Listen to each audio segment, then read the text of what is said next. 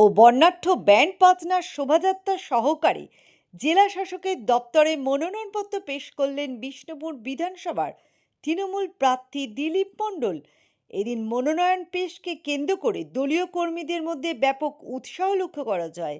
মনোনয়নপত্র জমা দিয়ে আত্মবিশ্বাসের সাথে দিলীপ মণ্ডল জানান যে উন্নয়নের নিরিখে এবার তিনি 1 লক্ষেরও বেশি ভোটের ব্যবধানে জয়লাভ করবেন। আজকের এই বিশাল জমায়েত বিষ্ণুপুর কেন্দ্রে তৃণমূলের সাংগঠনিক শক্তিরই প্রমাণ দিল। আরো লোককে আসতে দেয়নি, বাইরে আরো 400-500 লোক আছে। এরা এক একটা সময় এক একটা নিয়ম করছেন।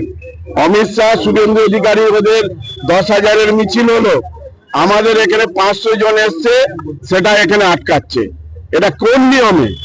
কেন এরকম করবে? এরকম ভাবে এক একটা জায়গায় একরকম নিয়ম, এখানে একরকম নিয়ম। আমরা বাংলা, আমরা গ্রামের লোক বলে এখানে অন্যরকম হবে? এখানে কোনো এফেক্ট হবে না। এখানে সবাই জোট বেঁধে গেছে, হিন্দু, মুসলমান, খ্রিস্টান, শিখ, ইসাই, মতুয়া, নমশূদ্র,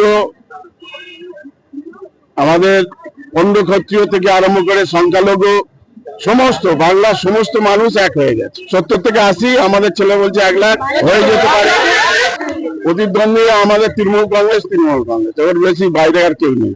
ওরা ধর্মের রাজনীতি করছে, আমরা কর্মের রাজনীতি করছি।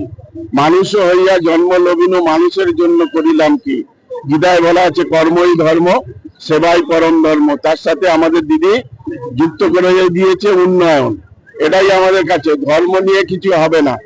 ধর্ম সম্বন্ধে নেতাজি সুভাষচন্দ্র বসু বলেছিল, এই উগ্র হিন্দুত্ববাদ না যদি আমরা রুখতে পারি, দেশ ভাগ হয়ে যাবে।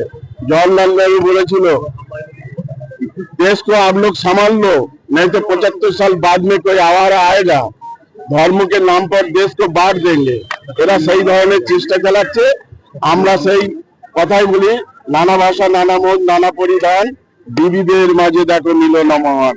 আমরা রবীন্দ্রনাথ ঠাকুর, কাজী নজরুল ইসলাম, স্বামী বিবেকানন্দ, রামকৃষ্ণ পরমহংসদেব, প্রভু শ্রী চৈতন্য দেব, শ্রী চৈতন্য প্রভু থেকে আরম্ভ করে হযরত মুহাম্মদ, প্রভু যীশু খ্রিস্ট, আমরা সবাই বহুত্ব ধর্মে আমরা বিশ্বাস করি। আমাদের ধর্ম, আমাদের সংবিধান লেখা আছে ধর্ম নিরপেক্ষতার কথা। ওরা সেই সংবিধান পুড়িয়ে দিতে চাইছে, সংবিধান পাল্টে দিতে চাইছে। এর বিরুদ্ধে মানুষ এক হবে।